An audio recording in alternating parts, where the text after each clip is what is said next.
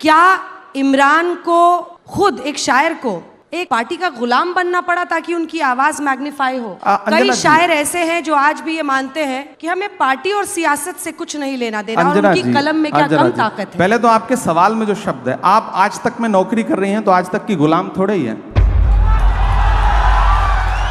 मैं एक पार्टी के साथ काम कर रहा हूं। कभी मुझसे ये नहीं कहा गया कि इमरान तुम मुशायरों में जाके क्या पढ़ रहे हो, तुमने ये क्या बोल दिया, यहाँ पाबंदी, ये मत करो, ऐसा मत करो, भाषण क्या दे रहे हो, किस विषय पे बोल रहे हो। मैं बहुत जिम्मेदारी से और ईमानदारी से कह रहा हूं कि मुझे आज तक मेरी पार्टी में किसी नेता ने ये नहीं कहा कि तुम इस विषय पे बोलो, इस विषय पे मत बोलो। उन्हें भरोसा है और शायद मैं उसके साथ न्याय कर रहा हूं। हाँ, जब मैं राजनीतिक मंचों पे खड़ा होता हूं तो राजनीतिक लहजे में बात करता हूं। वहां मैं शेर पढ़ता हूं कि खौफ नहीं जिसे मुरझाने का, मैं उस गुल के साथ खड़ा हूं।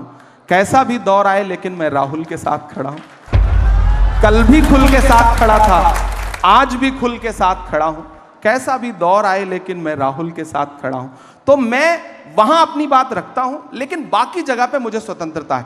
इतनी तारीफ मैं कांग्रेस पार्टी की इसलिए करूंगा, जो अपनी पुरानी आपकी दुनिया है उस दुनिया को छोड़ो मत, राजनीति में आकर के पूरी तरह से राजनीति के मत हो जाओ। मुझे ये चीज ये राहुल जी ने मुझसे कही है, मैं इस मंच पे ये बता रहा हूं, तो मुझे ये चीज अच्छी लगती है। वो इतनी स्वतंत्रता वहां पर है कि आप लिख पढ़ सकते हैं, बाकी जगहों पे मुश्किल है। हम लोग तो ऐसी दुनिया से आए हैं गांव में कि अगर आपके खिलाफ आपके अच्छे अच्छे जो पोस्ट हैं उस पे जो कमेंट आते हैं उसको अगर माँ और पिताजी पढ़ लें तो शायद आपका सोशल मीडिया छुड़वा दें कि बंद करो ये सब, ये क्या तमाशा है। लेकिन आपको जीना भी है, मीडिया तो आपको दिखाएगा नहीं, तो सोशल मीडिया का सहारा भी लेना है। तो ऐसे में हमारे पास माध्यम क्या है? हमें लोगों के पास जाने के लिए एक तो मंच है, दूसरा वो वाला प्रपंच है, तो उससे निपटना ही है। तो आप कैसे पार पा सकते हैं? यही सुंदरता है। ये नया भारत है, ये घर में घुस के मारता है।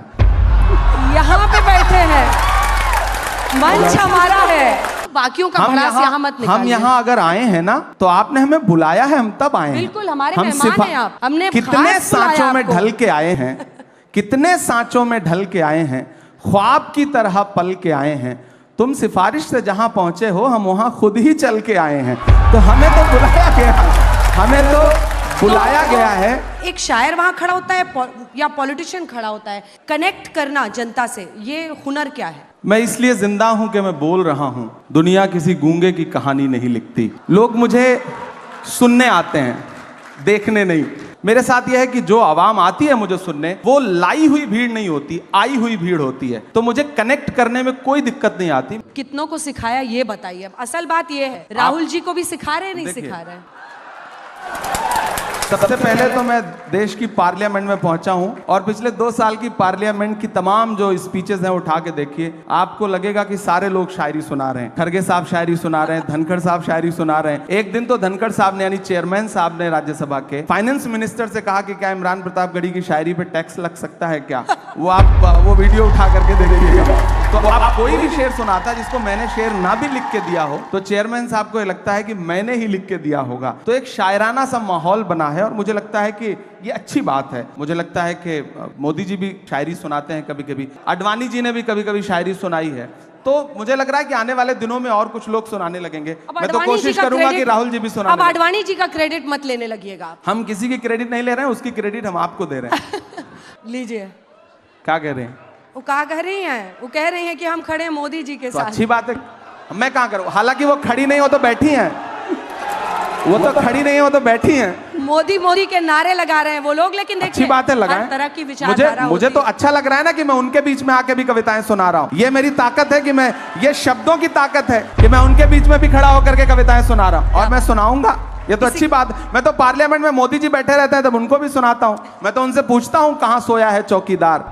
विजय माल्या नाक के नीचे से हो गया फरार, कहाँ सोया है चौकीदार? मैं तो पूछता हूँ।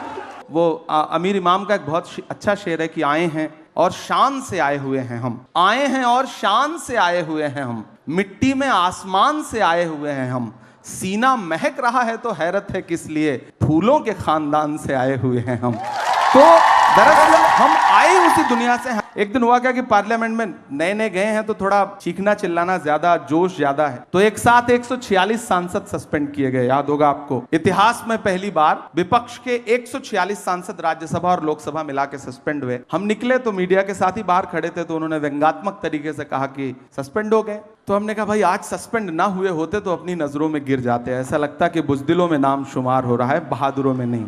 तो बोले आप शायर हैं, शायरी की भाषा में बताइए। तो एक नज्म कही मैंने वहीं पर, जख्म पर जख्म खा के निकले हैं हाँ मगर मुस्कुरा के निकले हैं, सर झुकाने का हुक्म जब आया,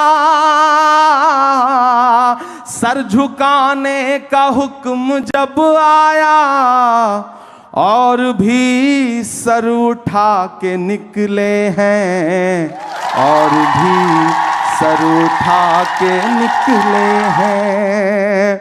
और सस्पेंड होके आए थे तो गुस्सा था, तब ये शेर पढ़ा कि हर सितम का जवाब आएगा, देखना इंकलाब आएगा। कल आ ही गया ना कि हर सितम का जवाब आएगा, देखना इंकलाब आएगा, अच्छे दिन का किए थे जो वादा, उनका दिन भी खराब आएगा।